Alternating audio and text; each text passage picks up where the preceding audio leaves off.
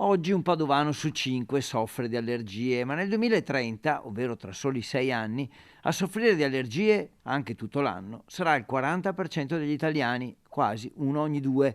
Un'impennata dovuta a molti fattori, soprattutto a cambiamenti climatici e inquinamento. Ci sono una serie di allergie, anche perenni, gli acari, le muffe per esempio, le allergie alimentari, le allergie ai farmaci, che sono in costante aumento per una serie di ragioni e che si ritiene appunto che entro 15-20 anni interesseranno fra il 40 e il 50% della popolazione in maniera più o meno rilevante. Si diceva delle cause, i cambiamenti climatici sono l'aumento delle temperature, ma anche i cambiamenti indotti dall'uomo, come l'aumento dell'anidride carbonica e dei gas di scarico.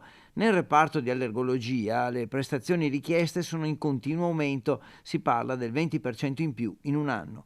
L'inquinamento influisce a vari livelli, influisce perché altera le mucose delle vie aeree, le mucose respiratorie, altera la barriera cutanea, per cui favorisce l'ingresso degli allergeni all'interno del nostro organismo, oltretutto indebolendo le barriere, favorisce anche che poi i sintomi siano peggiori. Aumentano le allergie intese come malattie, ma anche le dermatiti che colpiscono la pelle. I rimedi però non mancano, a partire dai farmaci, molti, e che possono aiutare chi ha vari gradi di malattia e di necessità.